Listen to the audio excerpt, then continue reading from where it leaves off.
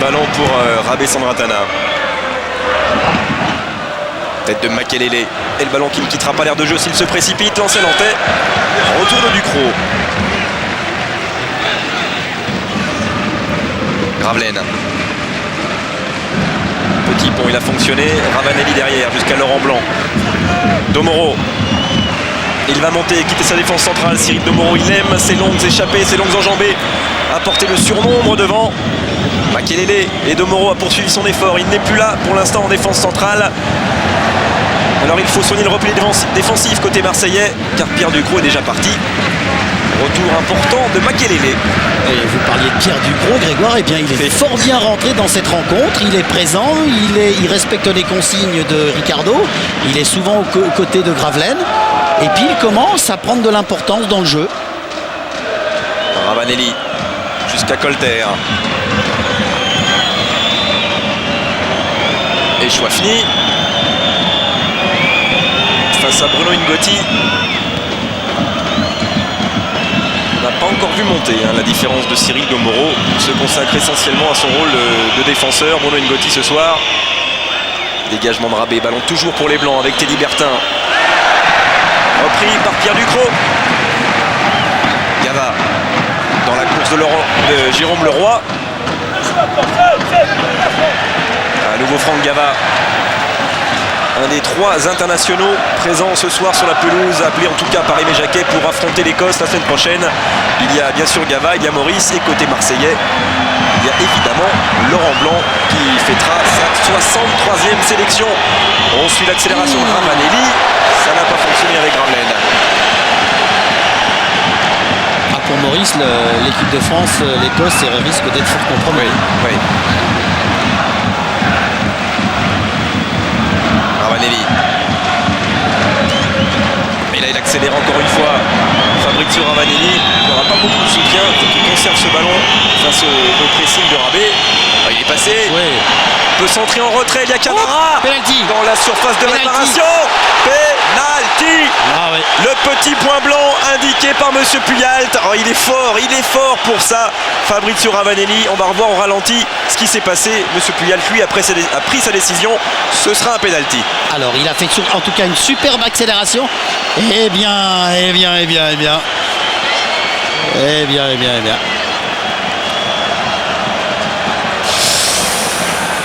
Touche-t-il d'abord Eric Rabé Sandratana? Ah oui, on peut penser que le pénalty est sifflé, nous ne dirons rien. Alors, qui va le frapper? Depuis le début de la saison, ils sont 2 dans cet exercice. Il y a Laurent Blanc, il y a aussi Fabrizio Ravanelli. Et comme tous les deux n'ont pas connu 100% de réussite, c'est finalement Laurent Blanc qui va prendre sa chance face à Christophe Revaux. Il faut savoir que Grégoire, que les Marseillais ont raté 4 pénaltys depuis le début de la saison, mais Laurent Blanc, lui, il va le transformer. Et il en a loupé 2, lui, contre Lens et Guillaume Varmuz, et contre Lyon et Nadon. Va-t-il réussir contre le Paris Saint-Germain et Christophe Revaux? C'est parti.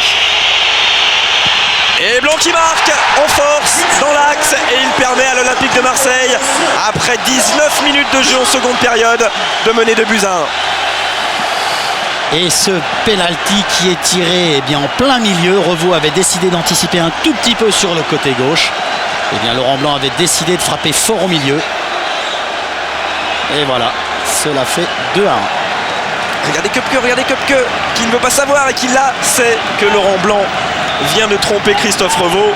Ça s'appelle de la superstition. On se souvient de Luis Fernandez qui fait exactement la même chose sur son banc, qui refuse de regarder les pénaltys. Juste après le penalty, Ricardo a appelé Edmilson qui ne devrait pas tarder à faire son entrée. Il faut noter aussi que pour Laurent Blanc, c'est donc son 8e but et c'est son premier but à l'extérieur. Ces 7 autres buts étaient marqués à domicile au Vélodrome.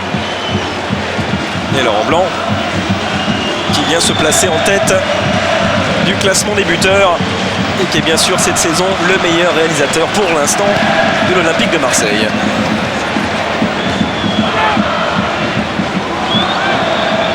Chose étonnante aussi, c'est exactement comme pour Xavier Gravelaine, le cas de Laurent Blanc. Il n'avait marqué qu'au Vélodrome cette saison. Et là, tous les deux ont réussi en terre adverse. La réaction des Parisiens raillit avec Gava au second poteau, la frappe de Fournier, non. Et finalement Domoro qui vient dégager ce ballon, récupéré par Leroy. Ouais, cette fois-ci la faute d'Eric Rabé-Sandratana est évidente. Oh, il est remonté comme une pendule, Fabrizio Ravanelli. Oh, la rage qu'il a, c'est extraordinaire. Vous avez vu comment il a réagi parce qu'il a envie de gagner ce match-là. Mais ça, vous savez, c'est des belles images de foot quand même. Parce que ce Ravanelli est international. Il a parcouru tous les meilleurs stades du monde. Et là, vous voyez, il a envie de gagner avec Marseille. Et ça, c'est bon. Et Xavier Gravelaine, lui, va laisser sa place à Amada Jambet. Et côté parisien, c'est l'entrée annoncée par Thierry d'Edmilson, l'ancien joueur de Porto, à la place de Laurent Fournier.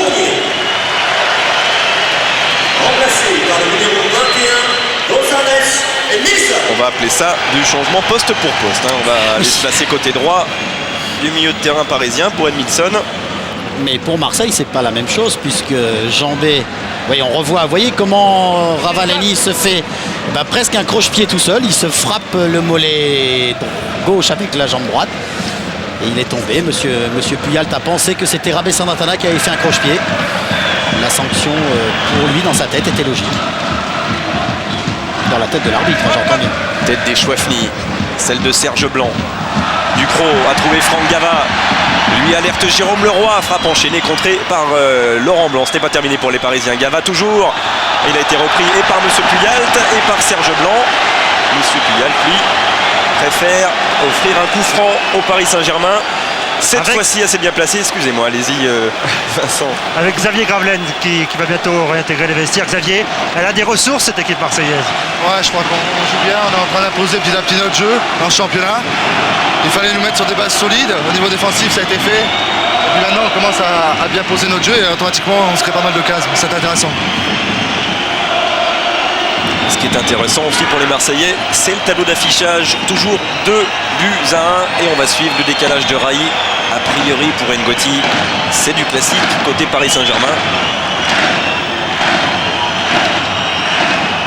Beaucoup de monde face à Bruno Ngoti.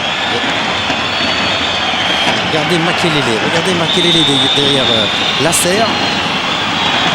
Frappe d'Ngoti, elle a été repoussée. Et Ngoti qui continue son mouvement. Raï au second poteau, il y avait Edmilson, mais il y avait la tête de Domoro. Rabé-Sandratana, tête de Bertin, celle des Chouafni. Cissé. Roland Courbis qui a choisi une tactique un peu plus défensive avec la rentrée de Jambet. Il y a Serge Blanc qui est revenu un petit peu plus à l'intérieur du milieu de terrain et donc maintenant on se retrouve pratiquement avec 9 défenseurs et seul Ravanelli et un tout petit peu Camara restent en pointe, mais Camara aussi a tendance à revenir dans le bloc défensif marseillais. Quel engagement toujours dans cette seconde période, on voit les duels en milieu de terrain. Tête de Liasser. Leroy, à nouveau Liasser, cherche Raï à la limite de la surface de réparation, c'est pour Gava derrière lui, il y a Edmilson qui peut tenter sa chance, le crochet, et il oublie de frapper Edmilson. C'était pas si mal joué que ça parce que Edmilson a fait une feinte de tir, il a bien emmené le défenseur marseillais, mais il a été, je pense, contré au dernier moment par Serge Blanc. On va le revoir. Vous voyez, c'est Serge Blanc qui l'empêche de jouer. Là, après, il n'y a absolument aucune faute. C'est encore une fois l'engagement. Ça permet à Colleter de pouvoir dégager le ballon. Mais le retour de Serge Blanc a été hyper important sur cette action. Et Pierre Issa va rentrer côté Olympique de Marseille à la place de Teddy Bertin.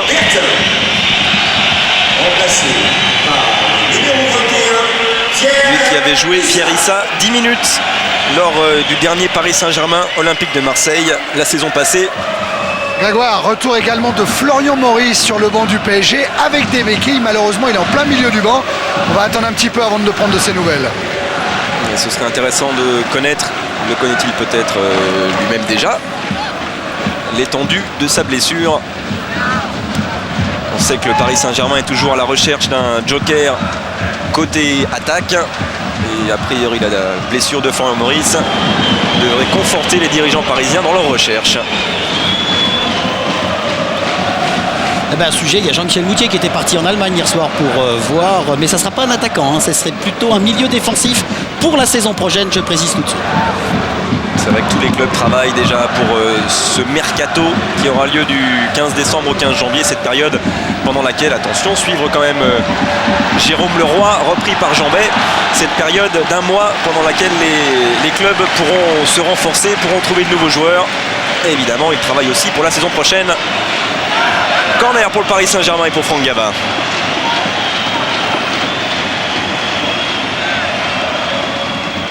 Encore une fois le second poteau, il y a le grand Issa et il y a Rai qui va récupérer ce ballon pour les Parisiens. Algerino pour un centre au second poteau, le Roi, ballon qui n'est toujours pas sorti, il y a Rai et il y a la récupération de Pierre Issa. Roland Courbis qui me disait juste avant la rencontre que ce match de ce soir était un test pour son équipe.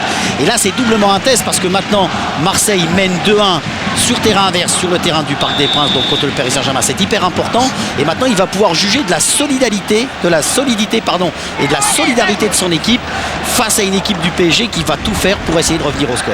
Pour Florian Maurice, il est au milieu du banc, hein, je vous le disais, on ne va pas le déranger. Oui, mais le docteur Lepage m'a dit c'est une grosse entorse, il faut attendre demain pour savoir. Attention au coup franc. Et en attendant, j'imagine qu'il doit avoir une énorme poche de glace autour de la cheville. Florian Maurice, ce coup franc, c'est vrai, il est dangereux. Peut-être pour Andreas Köpke. Alors qu'on nous confirme qu'il y a ce soir au Parc des Princes 43 307 spectateurs. C'est, je crois, le record de la saison au championnat. Il y avait eu un petit peu plus de 40 000 pour Bastia. Ça, évidemment, le record a explosé ce soir. On suit Rai et bien sûr Ngoti. Voilà, ça va peut-être changer, c'est peut-être Rai qui va le tirer directement. On va suivre ça avec intérêt. Encore mieux placé que le précédent, puisque encore plus rapproché de la surface de réparation marseillaise. Face à la muraille blanche, Rai ou Ngoti. Ce sera Rai directement à quelques centimètres du montant droit d'Andreas Köpke qui, semble-t-il, était loin du ballon. Oh oui, il était loin, mais il faut dire que ce ballon passe à l'extérieur, juste auprès des Chouafni. Ouh là là là là, ras du poteau. Et regardez, juste à côté du bras droit d'Olivier Chouafni. Et puis alors, c'est dommage, vous n'avez pas vu, mais il y a Ravanelli qui est venu rameuter tout le monde en disant allez les gars, il faut tenir, faut tenir. Et ça aussi, ça dénote aussi du grand personnage qui est Ravanelli. Avec Teddy Bertin sur le banc marseillais, Teddy, est-ce que vous avez l'impression que l'OM à nouveau a l'emprise sur le jeu après le deuxième but? Oui, c'est vrai qu'après le deuxième but, on a un peu plus l'emprise sur le jeu. Bon, forcément, on met le score, donc Paris pousse. Mais on s'attendait à un match très difficile, on s'attendait à un match très dur. Ouais, frappe de Rai, magnifique. Ce soir, ça prouve que les chocs entre Marseille et Paris sont très durs. Mais je pense que le résultat est là, on gagne 2-1, il faut tenir jusqu'au bout et je pense que mes coéquipiers vont tenir ce résultat jusqu'au bout. Et pendant que Teddy Bertin semblait confiant dans les possibilités de ses coéquipiers, il peut être confiant avec Köpke qui s'est opposé à une magnifique frappe à l'instant. Ce n'est pas terminé, les Parisiens dans la surface de réparation marseillaise. Cette fois-ci, ça semble fini avec ce dégagement de Colter sur Ravanelli. Là, il cherchait Titi Camara. Ah oui, et Roland Courbis, il demande à son équipe de remonter. Il ne veut pas que son équipe reste tout près de ses 18 mètres parce que le ballon revient vite. Et il faudrait que les Marseillais, à l'image de Ravanelli, là juste à l'instant, puissent conserver le ballon pour permettre au bloc de remonter et de pas de... Ben Milson, lui, il est pratiquement tout seul au second poteau. Yasser, Cissé maintenant. C'est vrai qu'il domine actuellement les Parisiens.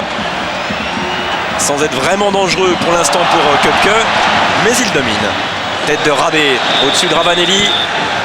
Et M. Puyalt intervient en faveur du Parisien. Et il reproche à Ravanelli de s'être baissé au moment de faire de jouer de la tête. Et nouveau changement décidé par Roland Courbis. C'est Moses qui va rentrer. Peut-être à la place d'un attaquant, peut-être à la place de Ravanelli ou Titi Camara.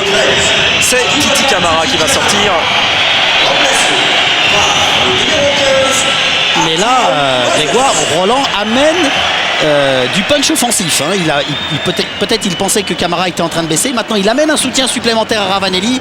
Alors peut-être que c'est Ravanelli qui va maintenant reculer un petit peu. Et c'est Moses qui va rester à la pointe de l'attaque marseillaise. D'ailleurs, c'est ce qui est en train de se positionner sur le terrain. Rabé poursuivi par Moses. Attention. le dégagement de Rabé Sandratana directement sur la tête des Chouafni. Makelele qui ne résistera pas au pressing parisien. Algerino, pas de hors-jeu pour Franck Gama, mais il y a la couverture de Laurent Blanc.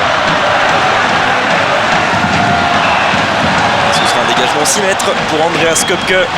Et là aussi que c'est sécurisant, alors qu'on voit Ravanelli discuter avec M. Puyal, que c'est sécurisant d'avoir un libéro qui est là présent, qui vient couper systématiquement les trajectoires lorsque vous êtes en difficulté et qui puisse après se servir correctement du ballon. Et le jeune Edouard Cissé, lui, est resté au sol. Ce joueur que plusieurs grands clubs de première division dès la saison passée convoitaient. On parlait de Bordeaux, on parlait de Nantes et d'autres. Et finalement, c'est au Paris Saint-Germain que cet ancien Palois qui évoluait en National 1 a décidé de signer.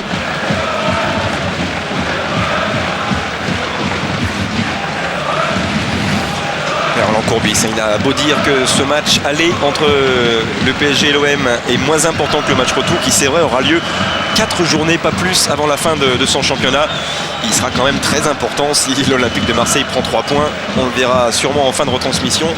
Au classement, tout le monde, en tout cas de nombreuses équipes vont se retrouver avec le même nombre de points. Ah oui, Paris Saint-Germain, Metz, Marseille, Bordeaux qui est pas loin, Monaco qui revient. Ça fait une fin de championnat exceptionnelle. Et on ne connaît pas encore, Thierry, le titre, le champion d'automne. Mais on sait que l'intérêt de ce championnat, qui était déjà important, est totalement relancé. Par contre, ce qui est embêtant, c'est ce qui est en train de se passer pour le Paris Saint-Germain qui, si mes comptes sont bons, Olivier n'a plus le droit à un seul changement. Alors je vérifie tout de suite, on a vu l'entrée de Ducrot, on a vu la rentrée de Leroy. Et celle d'Edmilson. Et Edmilson, en effet, Thierry. Très très bien, et oui, ça serait très gênant pour le PSG qui finira à 10. C'est terminé aussi, côté marseillais, il a procédé à ces 3 changements, Roland Courbis, ce qui veut dire aussi que Ravanelli va terminer son premier match en France jusqu'au bout. Frappe de Leroy au-dessus. C'est dur à réaliser, mais l'enchaînement était encore parfait.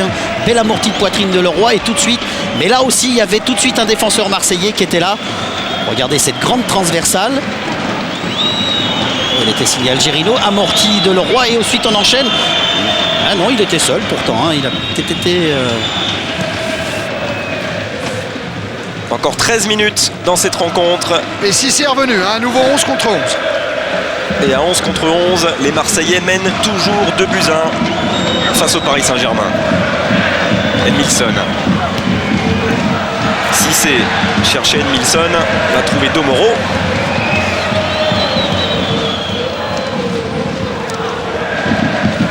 Bien, si les choses en restaient là, Grégoire, il faut savoir que la dernière défaite du Paris Saint-Germain au Parc des Princes, c'était en 96. Contre qui ? Contre qui ? Eh bien contre l'AS Nancy-Lorraine. Club dont je suis issu. Pour l'instant, on n'est pas encore là. Il reste 12 minutes. Et ballon pour les Marseillais et pour cette remise en touche de Colter.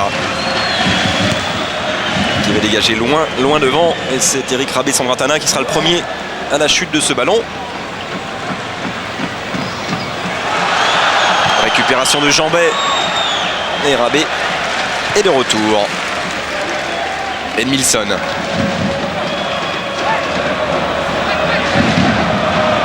Algerino cherche Rai. Le capitaine brésilien n'évite pas la touche.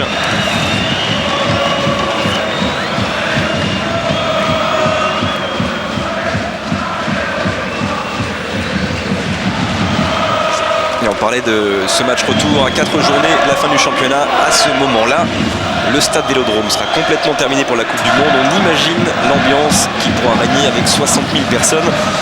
Du côté de Marseille, ce soir c'est déjà magnifique avec 43 000. Le retour sera beau aussi, le Roi. Edmilson, le 1-2 a fonctionné, le Roi. Et ce sera dur face à Issa. Et à l'arrivée, il obtient néanmoins un corner, le joueur parisien. Non, ce sera même un coup franc, Grégoire. Regardez. Petite obstruction de Issa sur Jérôme Leroy et coup franc justifié. Et cette fois-ci, Bruno Ngotti va monter dans la surface de réparation marseillaise. Seul Ravanelli est resté en pointe du côté marseillais. Voilà Bruno Ngotti, il est devancé et c'est Laurent Blanc qui éloigne le danger. Et reprise de Ducrot, pourquoi pas.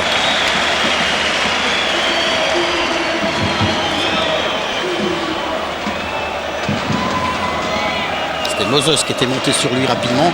C'est vrai que les Parisiens ont tout de suite un défenseur marseillais tout de suite au pressing pour empêcher l'enchaînement. Et Ngotti, et Chouafny, Moses, Colter, Issa et Rabé Sandratana qui a un petit peu de chance dans son dégagement car Moses n'a pas pu en profiter. Et les minutes passent et la tension sur les bancs qui grandit. Ricardo est debout, Roland Corbis est debout.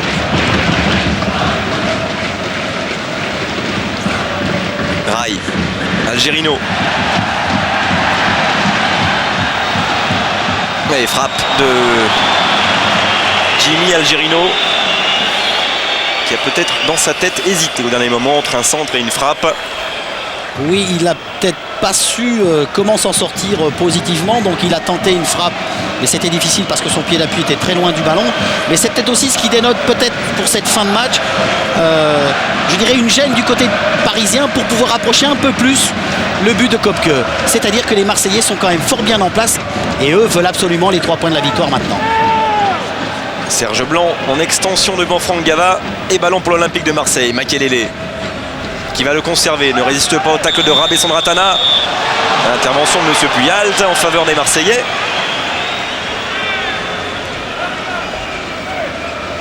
Et c'est vrai que le premier pied s'occupe du ballon, mais le deuxième, malheureusement pour Rabé Sandratana, s'occupe des 2 jambes de Makelele.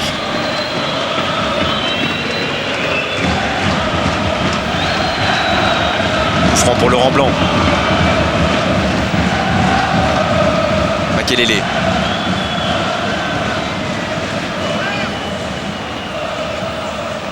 Et la touche obtenue par Pierre Ducrot.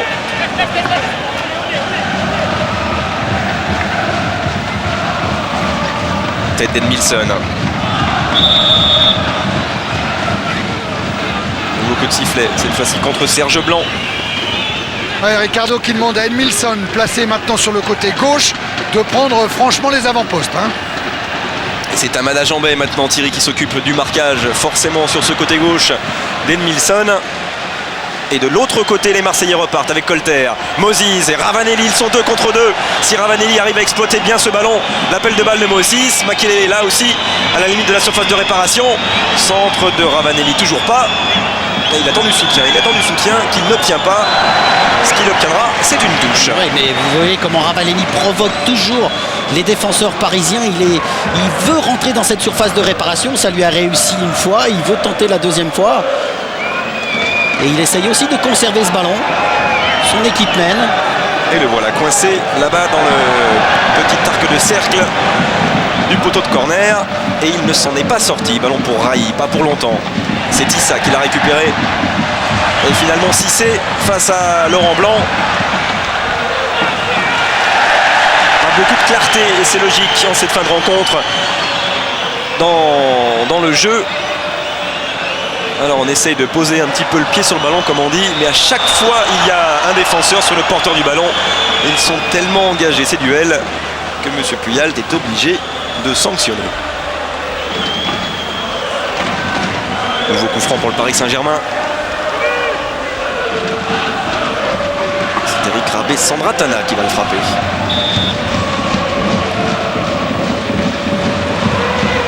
Algerino.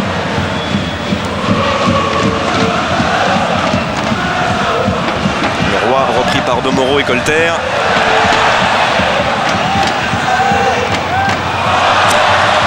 Fatigue sûrement en fin de rencontre. Et Grégoire, sur les contres marseillais, surveillez la vitesse de course de Moses, oui. Une vélocité exceptionnelle, ça devrait en faire un superbe coureur de 400. Il a le gabarit. Oui, absolument. Mais là on a pu noter comment Colter a superbement bien joué sur Leroy. Il a obligé Jérôme Leroy à sortir pratiquement avec le ballon. Il ne s'est pas livré, il est resté au contact, mais très intelligemment, il a fort bien joué le coup.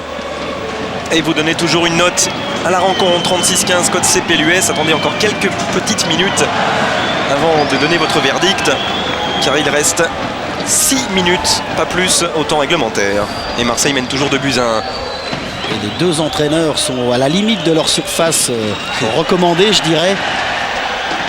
Ouais, si c'était pour Edmilson. Ouais, il vaut mieux essayer de continuer à jouer dans les pieds plutôt qu'à part de grands ballons, puisque en fait l'équipe marseillaise est fort bien en place. Donc c'est vrai que c'est difficile maintenant de pouvoir arriver jusqu'à Kopke. Makelele. Ravanelli. Repris par Liasser qui projette ce ballon en touche.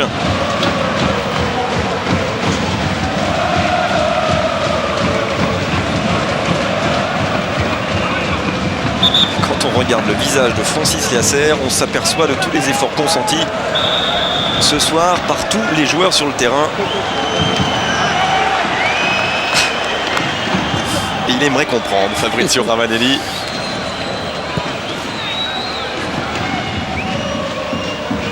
Tête de Laurent Blanc, qu'il est monté haut avec Pierissa au-dessus de Raï. Il est monté tellement haut, Laurent Blanc, qu'en retombant, il s'est fait mal. Il est toujours au sol. Et pour l'instant, alors que le jeu se poursuit, la défense marseillaise est privée de son libéro, Edmilson. Franck Gava, à nouveau Edmilson pour la frappe du pied gauche. Au-dessus de la transversale. Oui, le positionnement de la défense marseillaise oblige de plus en plus maintenant les Parisiens à frapper de loin parce qu'il y a énormément de joueurs. Je dirais qu'il n'y a plus trop de mouvement du côté parisien, donc ça oblige le joueur à tenter sa chance de 20, de 30 mètres. Là, on voit l'engagement de Laurent Blanc. Oui, c'est en retombant qu'il a frappé la tête du sol. Il est un petit peu groggy.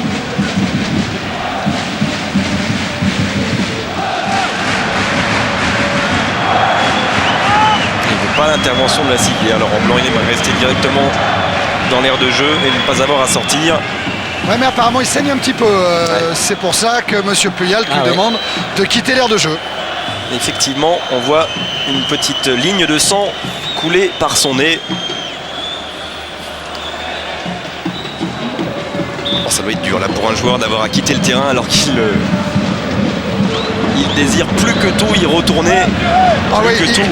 Il met la pression sur les soigneurs, sur Jacques Bailly, notamment Laurent Blanc, pour aller vite. Ah, c'est vrai, Thierry, que les secondes passent. 42 minutes et 40 secondes de jeu en seconde période. Ouais, et les Parisiens qui ont toujours de plus en plus de mal maintenant à organiser leur jeu. On a vu encore ce petit ballon perdu sur ce côté. C'est vrai que, je le répète encore une fois, les Marseillais sont fort bien en place. Ils ne se livrent pas, ils sont attentifs à tout maintenant. Et tout le monde se bat pour conserver les 3 points de la victoire. Encore 2 minutes, ballon pour Moses, mais coup de sifflet de M. Puyalt. Coup franc pour le Paris Saint-Germain. Deux équipes qui auront un programme très chargé dans les semaines qui viennent au cours des prochaines journées. Tête de blanc, le Paris Saint-Germain ira à Bordeaux et ira ensuite à Monaco. 2 déplacements consécutifs, plutôt pas évident, quand l'Olympique de Marseille recevra l'Agia et se déplacera à Strasbourg. Algerino. Et le tacle glissé gagnant de Colter. Là aussi encore un beau geste technique défensif. Tacle parfait. Longue touche d'Algerino, essayer de porter le danger dans la surface de réparation. Et il est encore là pour servir le roi. Tête de Laurent Blanc. Et nouveau corner pour le Paris Saint-Germain. À 2 minutes, pas plus, de la fin de la rencontre. Et Christophe Revaux qui est dans le rond central sur ce corner de Gava. Il va, semble-t-il, aller se replacer. Mais Revaux a été arrêté dans son élan par Ricardo, qui lui a dit méfie-toi, et c'est vrai qu'il faut se méfier. Il est en train de se précipiter pour retourner sur sa ligne, Christophe Revaux, car c'est vrai, les Marseillais ont repris le contrôle du ballon. Dégagement de Kopke sur Ravanelli, touché par Francis Liasser. Coup de sifflet de M. Puyalt. Et Marseille qui se dirige petit à petit vers une victoire ici au Parc des Princes. Une victoire, si se confirme, aura un effet psychologique hyper important pour cette équipe de Marseille. D'abord parce qu'elle reviendra à la hauteur du Paris Saint-Germain et surtout pour l'avenir de ce championnat. Les Marseillais vont être de plus en plus forts et de plus en plus durs à battre maintenant. Faute de Ravanelli. Mais en tout cas, Ravanelli aura fait un grand match parce qu'il est présent, il est à l'origine du deuxième but sur penalty.